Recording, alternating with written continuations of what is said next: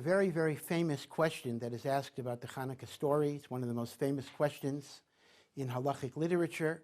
We know that we celebrate the holiday of Chanukah for 8 days because when the Jews regained the temple after the Greeks had conquered it and taken possession of it, so they were looking for oil and they found only one jar of pure oil that burnt for 1 day, and miraculously it burnt for 8 days, and therefore we celebrate the holiday of Chanukah for 8 days.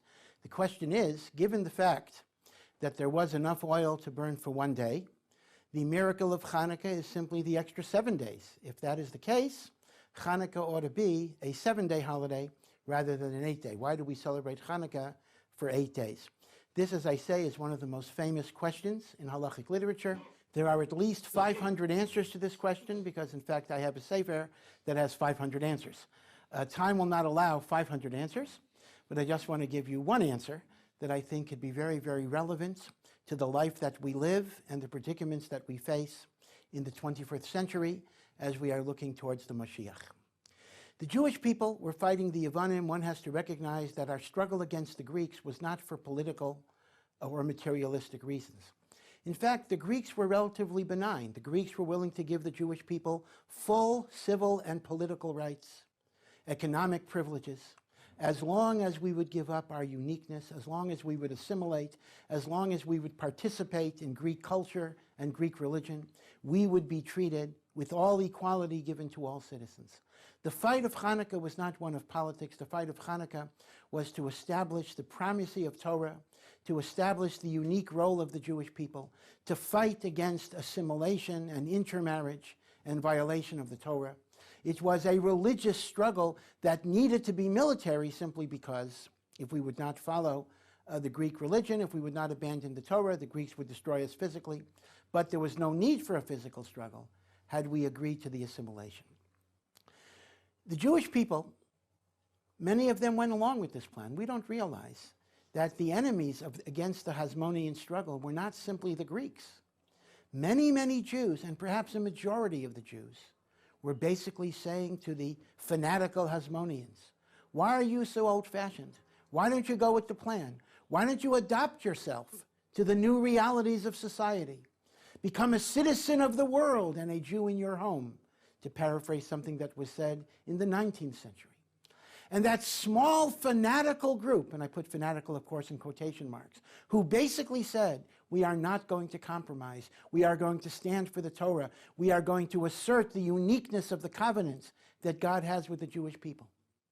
In many, many ways, their whole effort would seem to be fruitless. It would seem to be foolish. What is the sense? What are you going to accomplish? You have overwhelming odds against the greatest military and political powers in the world. You don't have the support of your own people. What is the use of trying to struggle if you're struggling against overwhelming odds in which you have absolutely no chance to be successful? But the Chashmonaim persevered. The Chashmonaim said, no matter what the odds, we will do what we are able to do. We will persevere even if it looks as if we will certainly fail. And then we will leave it to God to bless our efforts with success. And thus, the concept is reflected in microcosm, in the looking of the oil. Without getting into the technicalities, according to the halacha, if all you have is impure oil, you are permitted to use it for the lighting of the temple. Why did they bother to look for pure oil? What did that represent?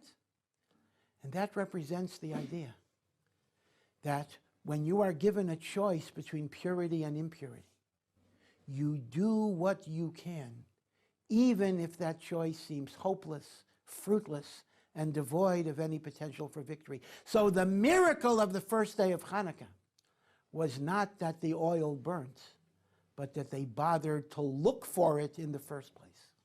They could have thrown in the towel. They could have said, what's the point? They could have said, what's the use? But their determination was, what we can do, we will do. What we're able to accomplish, we must have a responsibility to accomplish. And in effect, the whole idea of the miracle of Hanukkah shows this. They light the oil for 1 day.